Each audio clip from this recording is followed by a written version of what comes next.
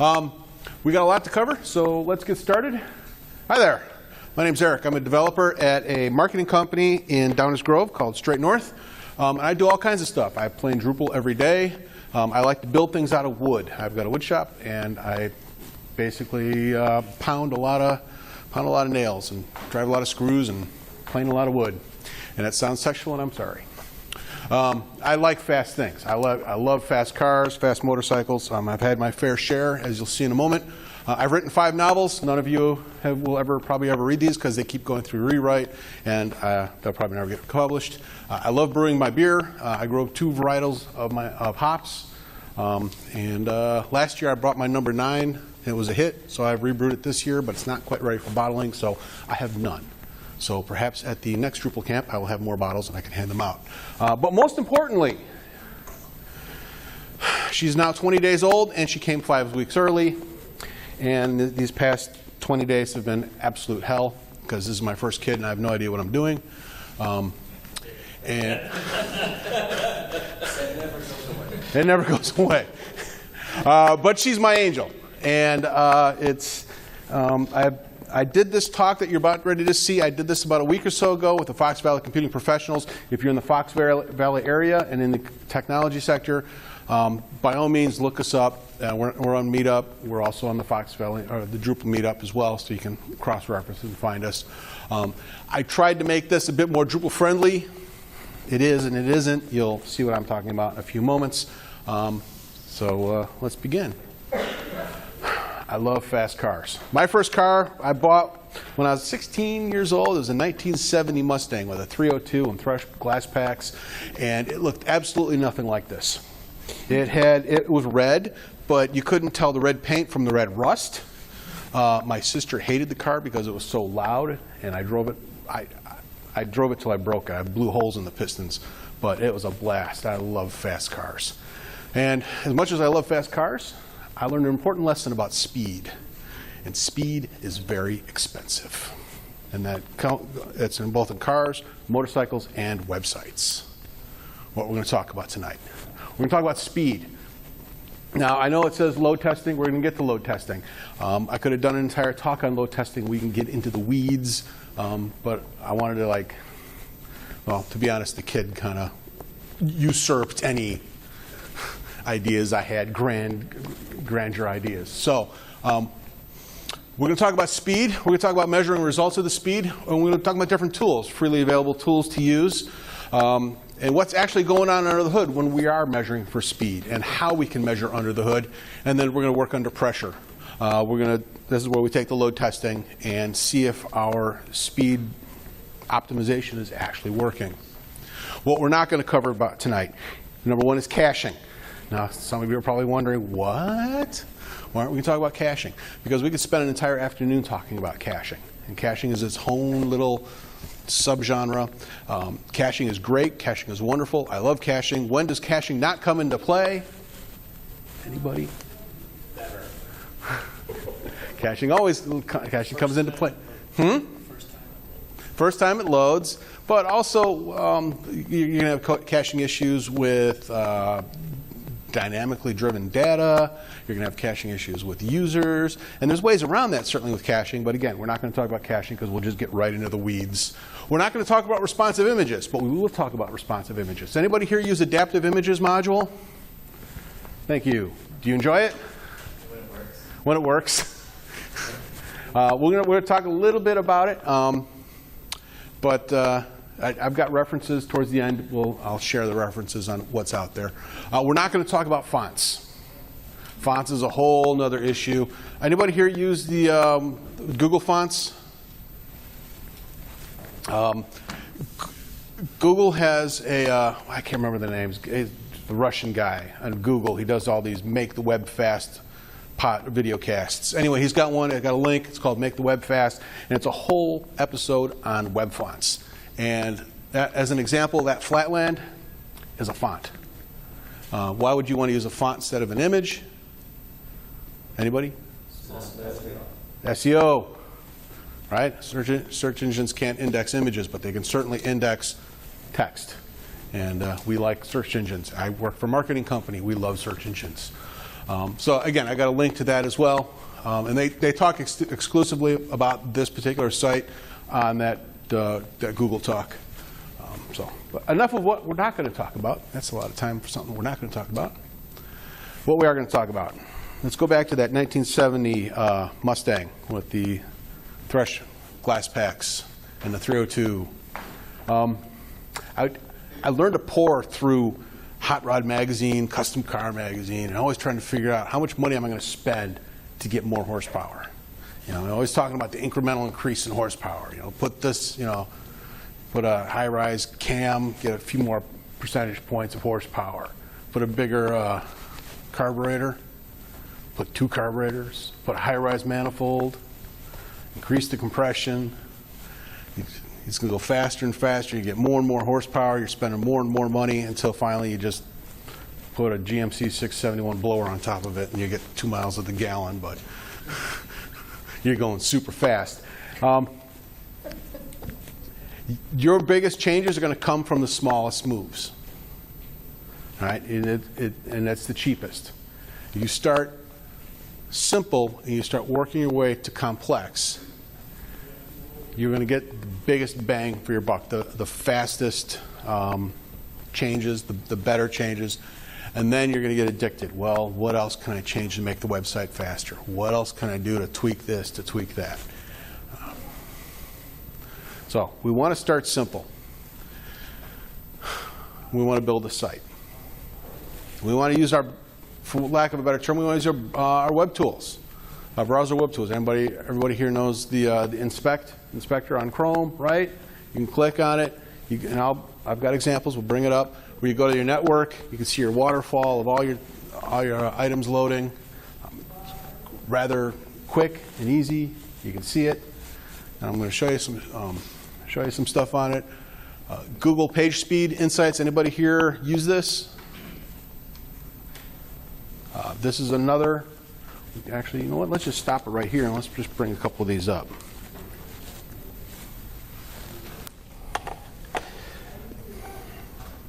All right.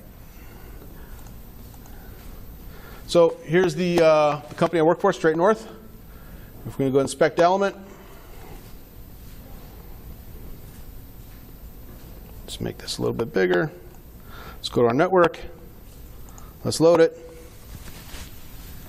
And it shows everything that loads and the time it takes to load. And it's marginally okay. I've got some changes I've got to make on this. Whoa, hello, what's this?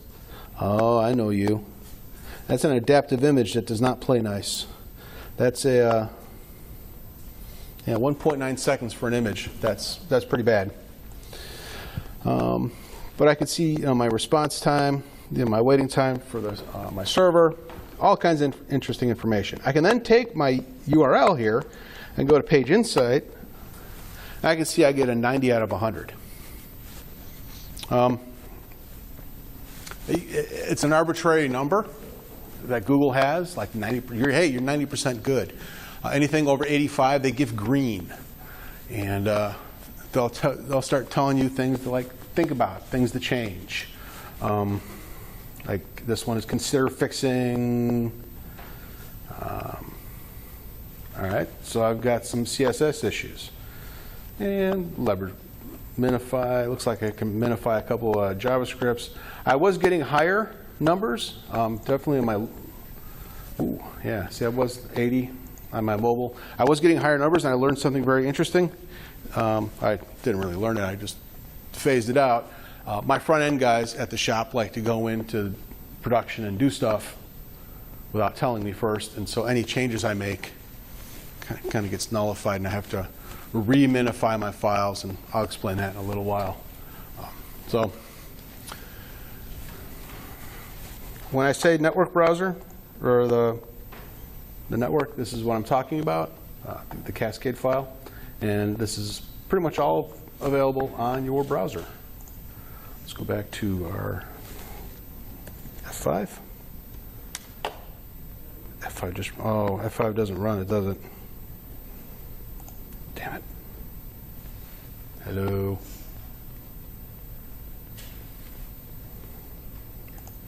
Let's Control F5, because nothing like changing. All right.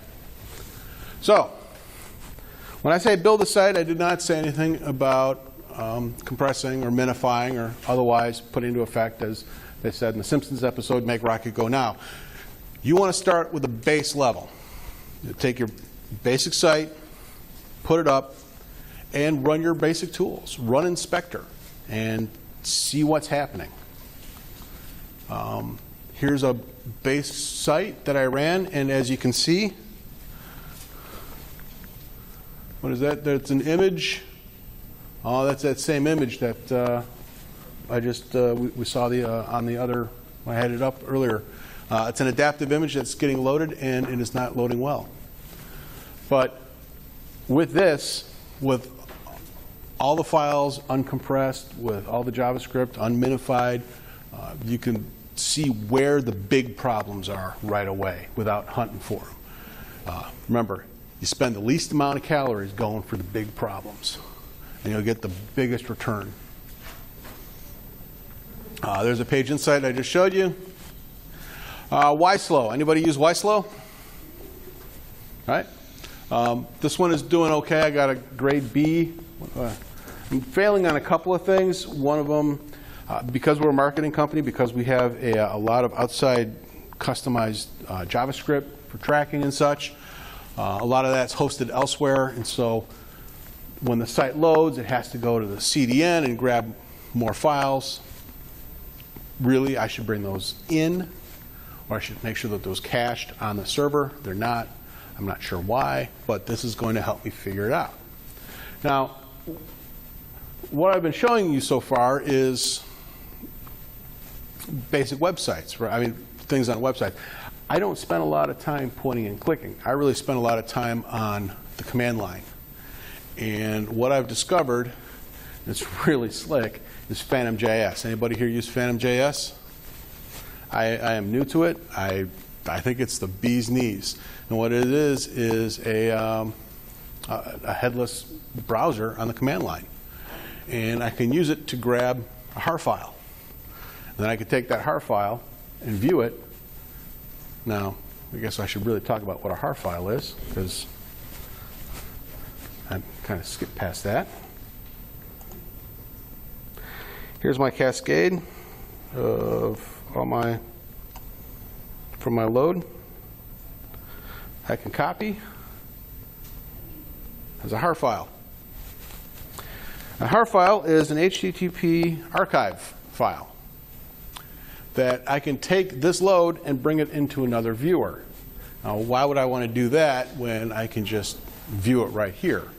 Well, I can use Phantom.js, because it's a command line, I can use that with a script to go out and check multiple sites, or multiple pages within a site, or multiple pages within multiple sites, and bring that HAR file and view that in one particular viewer. When I've got, I don't know, how many Drupal sites do we have now on Acquia? 45, I think. So it helps when I can use custom scripts to go out and grab these HAR files on production sites to see how well they're all working and get them from one viewer. Do this Control F5.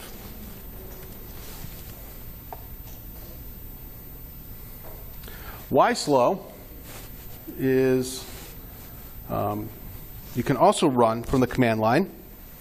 And this really cool thing about why, hey, how come it's not, hey.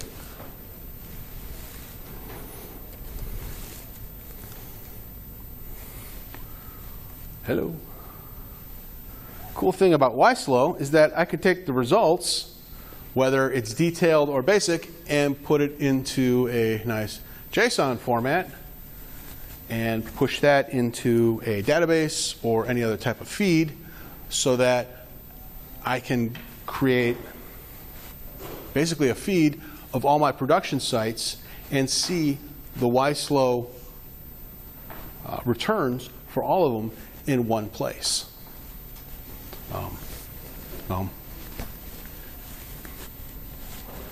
that Phantom example right there, netsnif.js would be a script that you wrote to go. No. I'm sorry. netsnif.js is in.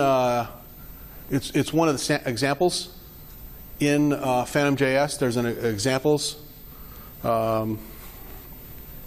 directory with a bunch of different JavaScript JavaScripts for doing different things, and the netsnif is in that as well.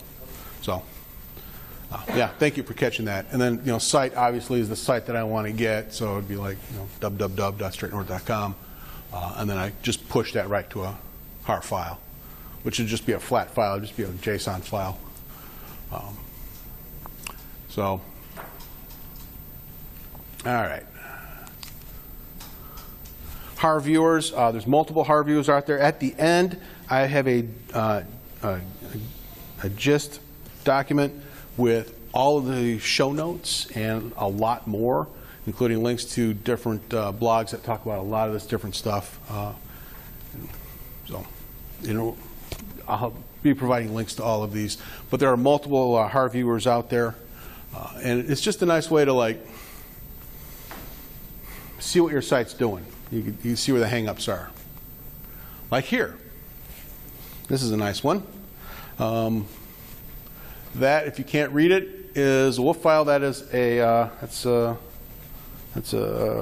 font file that is not loading right. So when you load the page, you just see the thing spin and spin and spin. You don't know why it's spinning. This har file tells you exactly why it's spinning.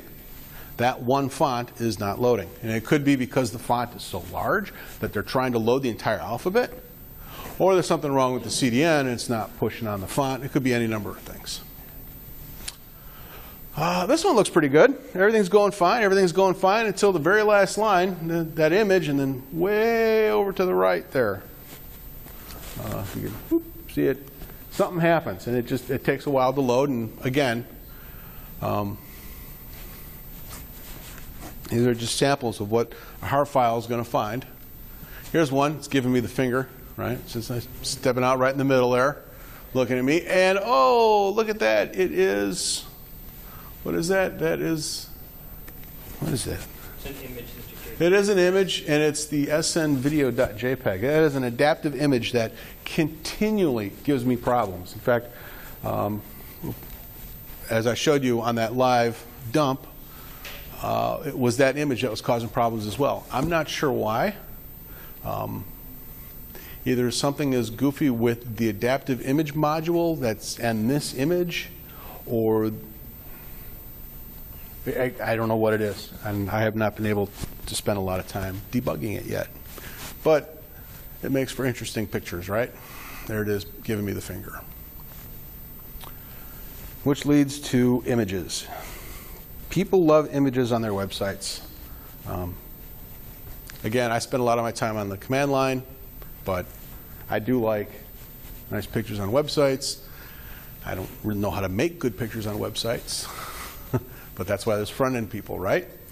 One thing to do to increase the speed is a sprite. Anybody here use sprites? What do you use in conjunction? Like use SAS or? Just for navigation arrows. Navigation arrows and such, right. Tom, are you using sprites? No? Right. Sprites, every time you load an image, it's a resource that has to get loaded to the web page. On a sprite, you take multiple images, and it goes into one image. And so you're only loading one file instead of multiple files. CSS, nobody's really using images for rounded corners or drop shadows anymore. At least I hope. Anybody? Please no. All right, everybody's using CSS. Good. SVG. Was anybody here at the talk last year, but when I did maps? Yes, thank you. Walter? That technology I'm not using anymore. That was all based on leaflet mapping and such. I am now doing those maps with SVG. And so evidently I've got the most views on that video, which I don't know why, unless it's just me cussing the computer for dropping the internet, because I couldn't get the internet to work. It's like, hey, watch this fat guy try and get the internet on his laptop. SVG is slick stuff, and I've got an example here. Compress your images. And I have to put this only because when clients send us photos or images for their website, for some reason they send us image ready or print ready images for their website. And they love print ready images and TIFFs. They like keep giving us TIFFs to put on their website. And then when I started there was somebody's job was to go into Photoshop and redo them. And I said, no, we'll just do this from the command line. And so on the gist file at the end, in this big long resources, I've got a couple little scripts in there that use compression for PNGs and for JPEGs as well. Responsive SVG. This is really slick, and I want to get out of here. This is just an example of something I found that I thought was really cool. Scott, hey.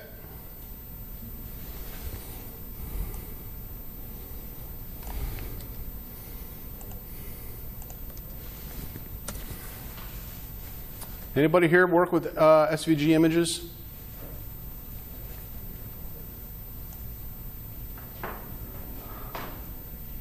Is working with SVG and CSS for the browser, and dependent on the size of the browser, the image. And I've seen also it was a tree, and as you resize the browser, the tree leaves turn from green to brown, and then they drop.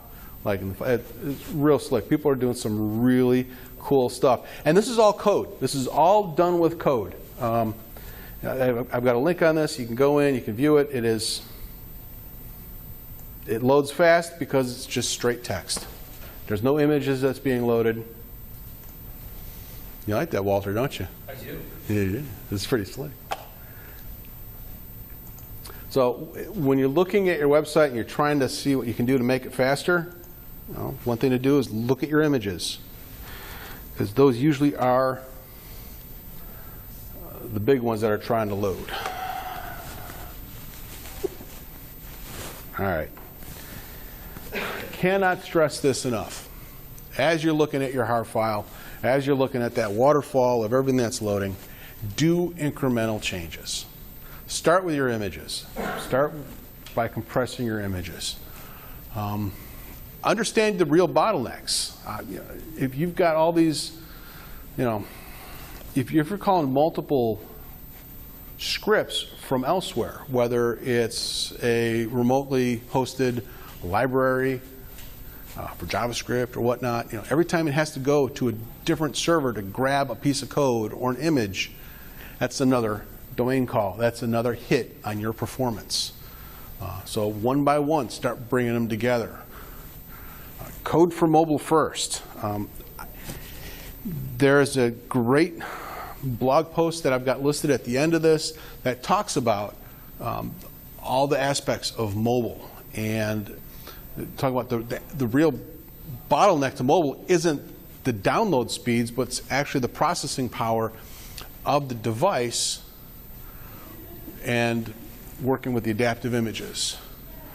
Prefetch. Anybody here use prefetch? Medium started using this, and I've got a couple links to some blog posts at the end on this. What this does is you try and guess where your visitors are going to go, and then use the HTML5 prefetch to grab that content, whether it be images or other, so that as somebody's on a page, if you're using your analytics, you know that once they're on this page, they tend to go to this other page. You can use prefetch to start preloading the content on that other page. Bless you.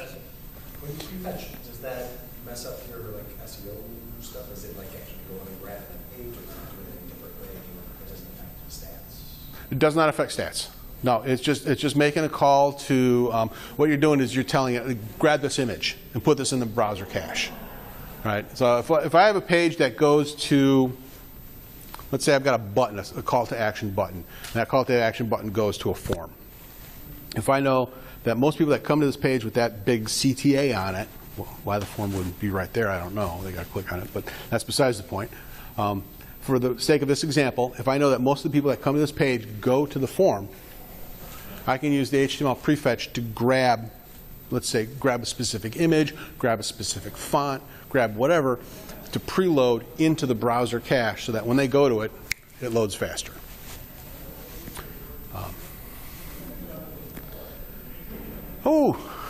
Drupal. I should really talk about Drupal because this is a Drupal site, DrupalCamp, isn't it?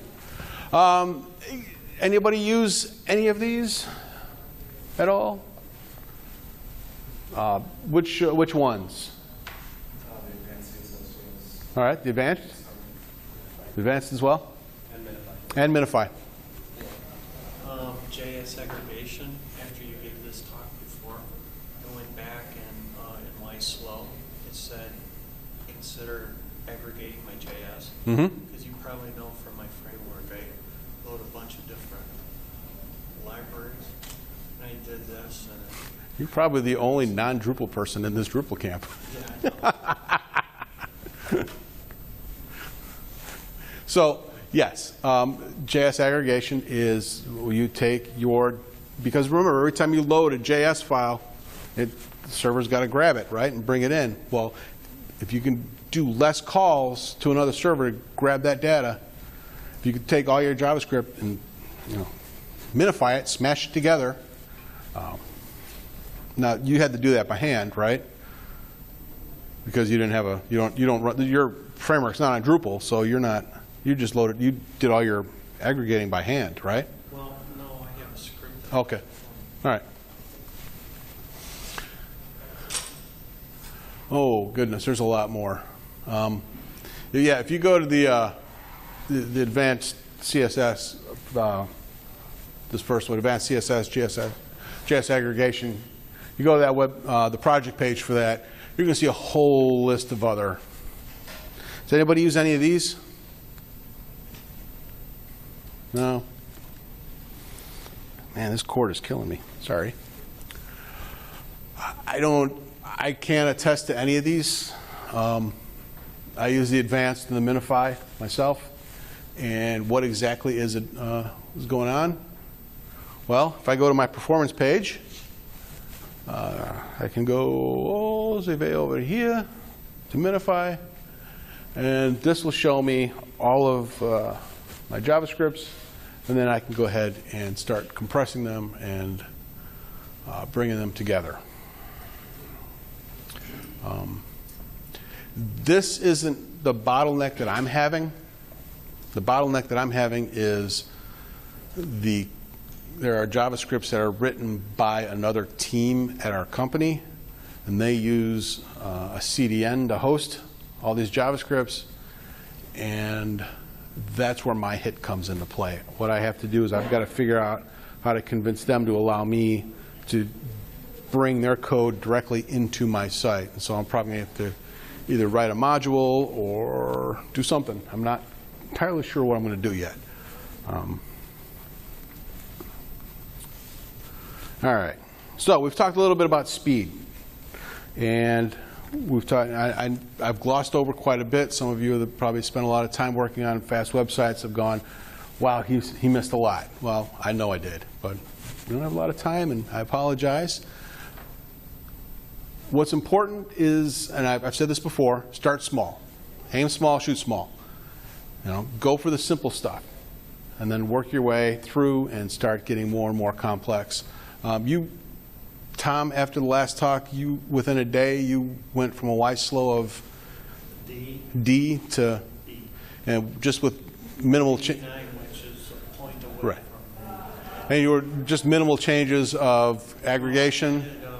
the entity headers, Okay. aggregating the JavaScript, Aggregating JavaScript, enabling cache. enabling cache. Right. It's amazing how much performance you get just by enabling cache. But yes. Anybody here use New Relic? Do you have it through Acquia or just separately? Yeah. New Relic is really slick. We don't really, we have it for an outside application that we're building. It's not a Drupal application, but for every Acquia site we get a free instance of New Relic for, what is it, 60 days, 90 days, something like that. Yeah. So we get a free instance, and then they start degrading the performance after about 30 days or so. But this lets you see what's going on inside your server. And when I say inside my server, I mean, let's log into New Relic and take a look.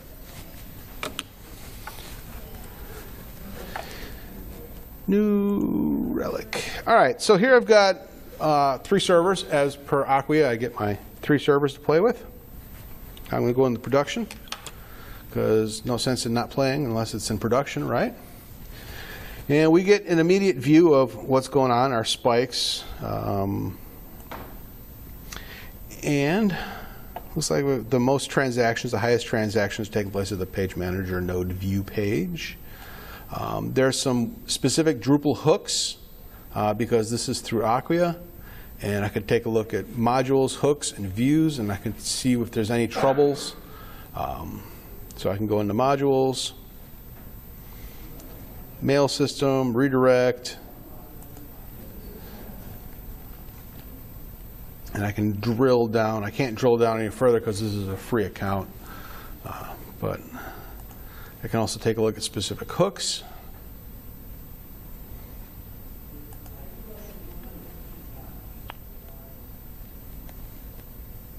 Yeah, they're starting to grade me here. But as luck would have it, I did a screen capture of a very specific issue. And so I'm going to play this now. I'm going to just point to one of the screens. There's 2 screens here, so let's see if I can get this to go correctly. All right, so I've logged in. I'm going to go to my production. And I can see which ones are starting to take up. And there's a node view page, page manager, and adaptive image are the 2 that are taking up the most time. So I'm coming down, and I can see that my different transactions again. I'm going to go into transaction trace, and there's my problem. And it is a panels that I have running for an RSS feed for, it grabs a web blog from a WordPress site and brings it in. So I wanted to include this video so I could show you exactly how New Relic helped me. Oh, my YouTube's done. And now we can watch all the other new YouTubes that I've done. Let's see. I don't know who this guy is. That's me. No, it's not. I'm not that skinny. I don't know.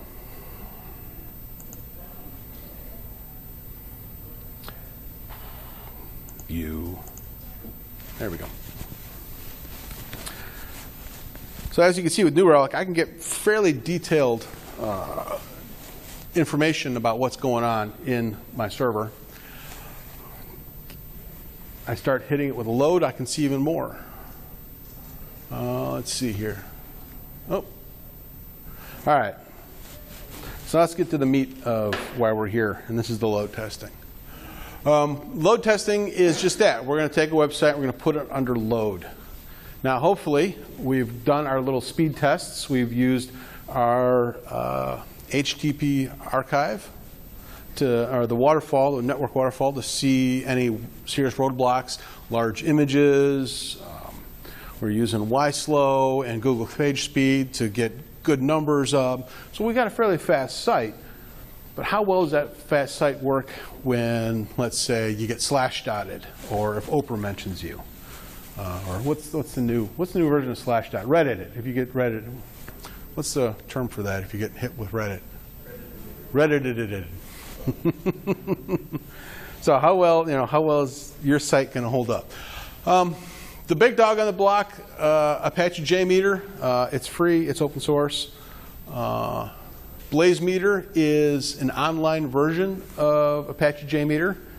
You can run a few free reports, and then you got to start paying. The nice thing about BlazeMeter, well, I'll get into the nice things in a few moments.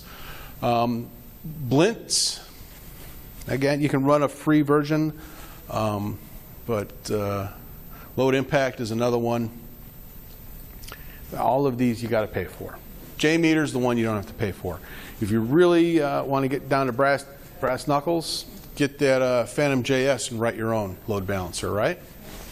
Of course, then you got to do all the reporting and get everything else when Apache's already got it built. Apache JMeter, it's 100% open source. It's a desktop application. It is designed for testing website loads. Work out of the box. Hi, Bob. And you can add scripts to get more in-depth data. I'll give a specific example of how we use this. I was working for a client in Chicago, and we were building a Drupal 6 UberCart site, and their client said when the items go on sale, there will be about 15,000 people buying the products.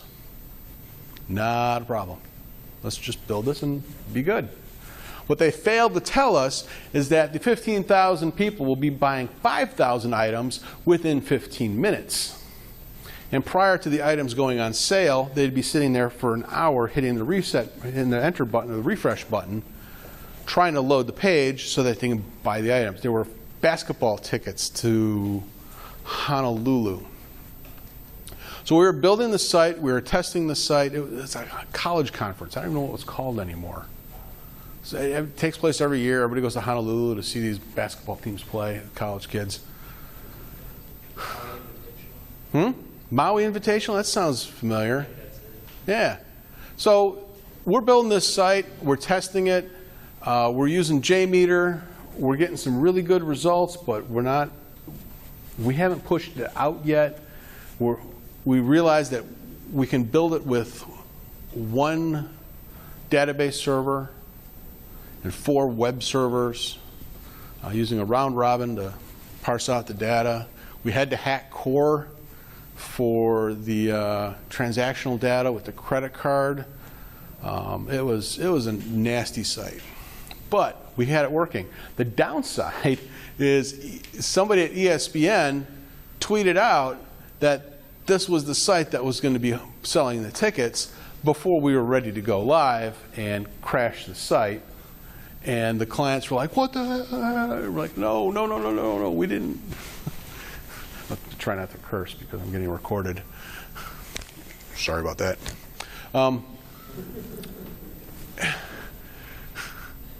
Where was I? Oh, so yeah, we weren't ready for the influx of traffic, but it gave us quite a wake-up call. Like, oh, we really need to do. And so we built the site. There was a team of us, and using JMeter, we were able to flawlessly.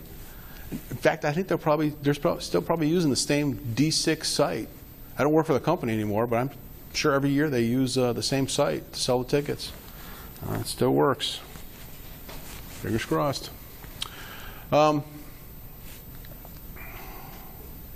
With JMeter, you get graphs. You get some pretty ugly graphs. These are not nice graphs. If you have a boss that loves pretty graphs, this is probably not the application for you. But you can measure CPU and memory and database and all that really cool stuff with one little caveat. The server that's running your website on needs to be allowed to run Java, because there's a little script with Apache that measures the CPU and the memory and the database. I can't get it to run on Acquia.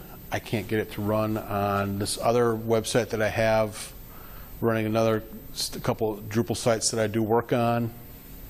And then the kid came and I just gave up trying to fix it. So that's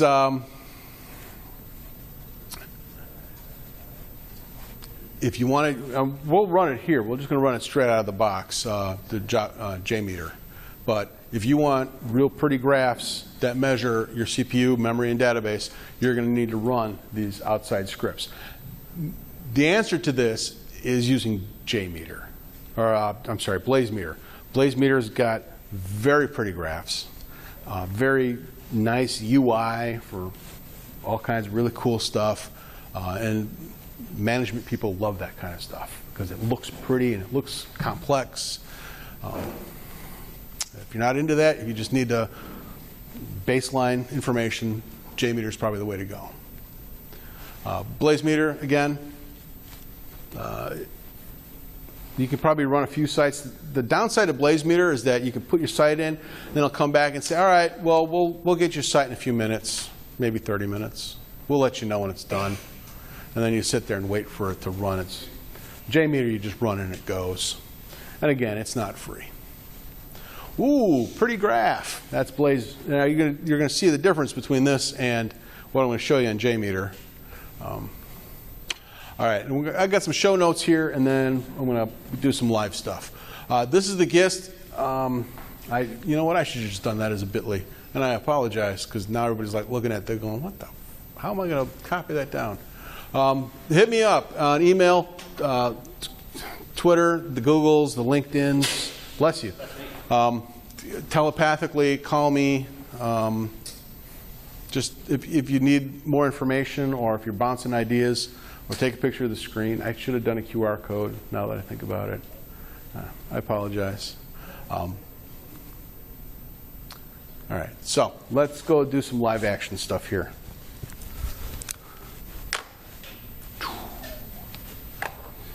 Dun, dun, dun, dun.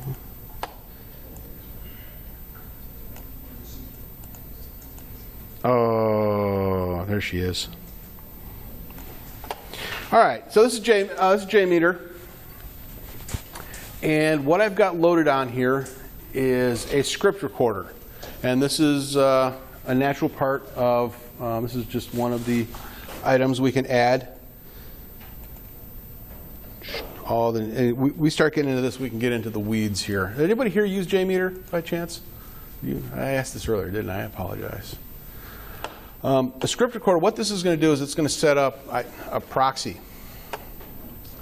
And I'm going to turn on, I'm going to run that proxy through Firefox. So right now if I go to Firefox, it does not connect. It will not connect until I run start. And then everything I do in Firefox will be recorded in JMeter. And then once I've done what I want to do, I can go back and rerun what I just did in Firefox, but I can pump up the volume. So let's try this.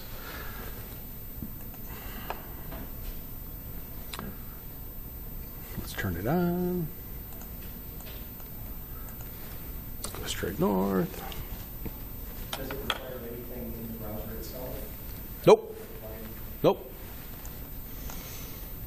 All right, so here's our lovely site. Oh, let's see. We are hiring. So let's go to our careers page. Are they looking to replace me yet? I hope not.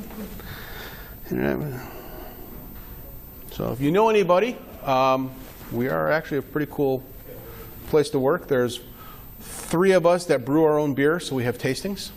We have one guy that I'm not allowed to say because it's being recorded. But I'll hint, he makes his own vodka, so we have tastings. So I'm just saying, it's a cool place to work. Let's take a look at the Internet Campaign Manager position. Oh, this one's down in South Carolina. So here I am. I'm going through the website, making all kinds of random clicks.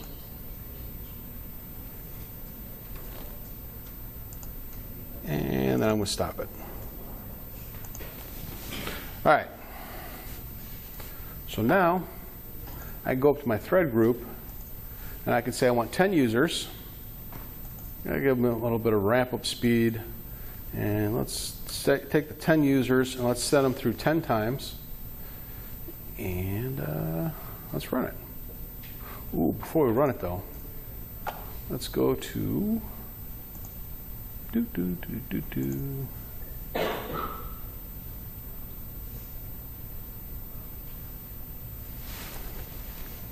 Hello.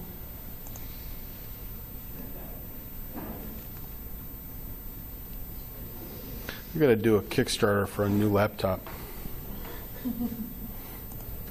All right, I'm going to run this right here. Remember when I said about graphs? Here's the lovely out-of-the-box graph. Take this and show it to your bosses. You can be like, I'm paying you what? But then you take that nice blaze meter one, you're like, oh, this is slick because I can click on things and do stuff. Now, I will say that if you run the start server scripts, the Java, they're not JavaScripts, they're scripts written in Java, on your web server to grab the CPU, the database, the throughput, all that, the graphs are a lot prettier. They're a lot nicer. And they're a lot cleaner, and they're more concise. So, You can also export this and smooth it. Yes. Yes, you can export it. You can. So it's still going. Let's go on a New Relic here. Let's see if we can crash the site. Now, hopefully nobody will notice that. Looks like we're not quite updating yet. New Relic updates every couple minutes. Looks like.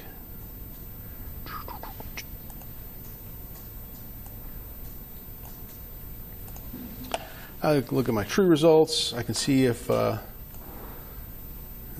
files that it's working on. Uh-oh, wait. What was that, Red?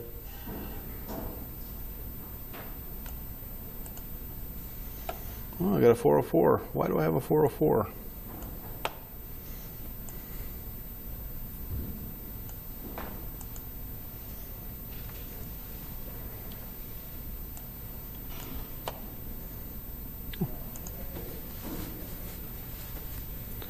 Looks like it's winding down, perhaps.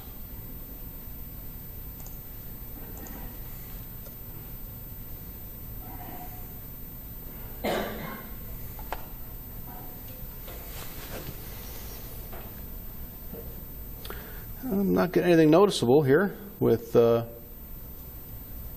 Relic, which is good because we're not really running that many users. What's my web page speed? Can I rerun this while it's still running?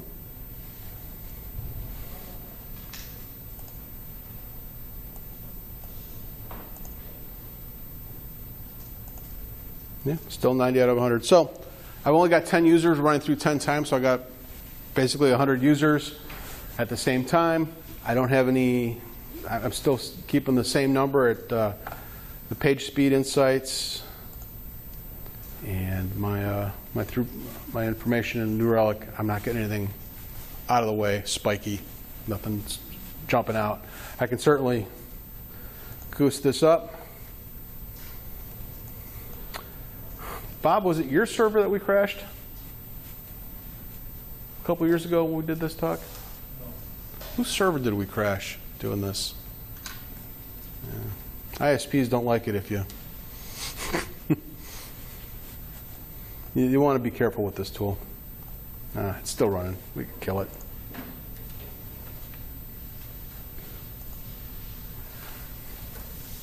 All right, so I said 450. We're a little bit early, but that's okay. We can certainly jump back in and try another test, or if anybody wants to see something in specific. I had a question. Yes. Have you run into any performance issues with New Relic running on your servers? I've used them before with Python, and we didn't have any problems with a new place. I'm hearing that there has been some performance. Yes. I have not. I don't run, excuse me, I don't run New Relic on all my Drupal sites.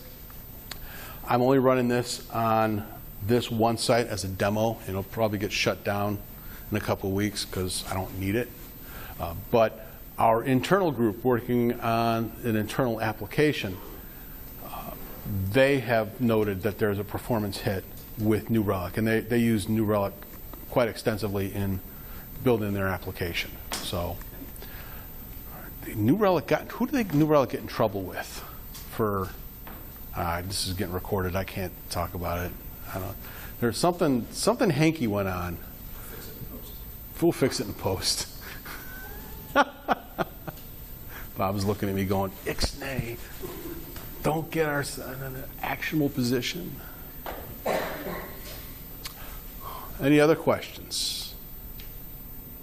So everybody's going to go home tonight, bring up your website, go to Google Page Insight and see what kind of score you get. You're going to go to what? You're going to go drinking.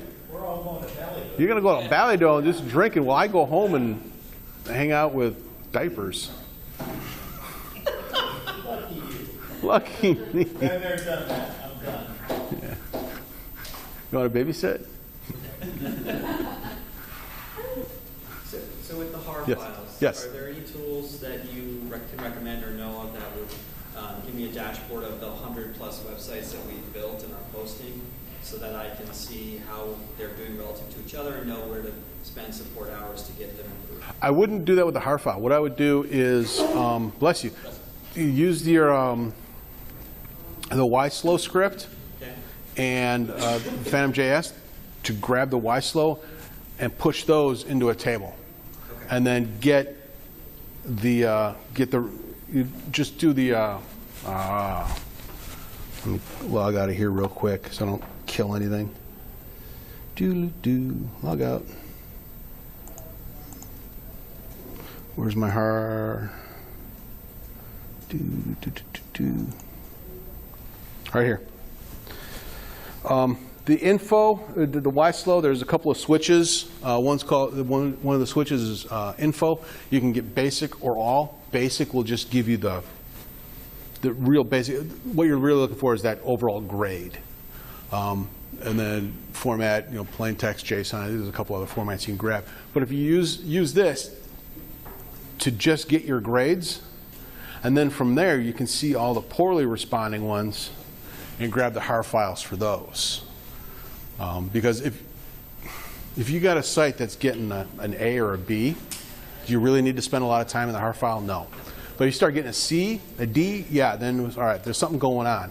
Whether it could be anything. So that instead of going through all 100 sites, just do the sites that have the trouble. And that's where this would come into play. A little simple bash script would knock that out real quick. You could bring it right into a database table or whatever.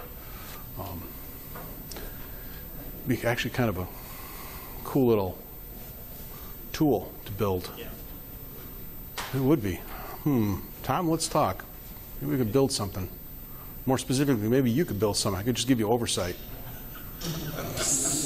I like that idea. Damn, I'm smart. Oversight committee. All right, there's people milling around outside because they're waiting for us to come out and clean. But if there are any other questions, anything else you'd like to see, by all means, at the very end, this will be up on the presentation.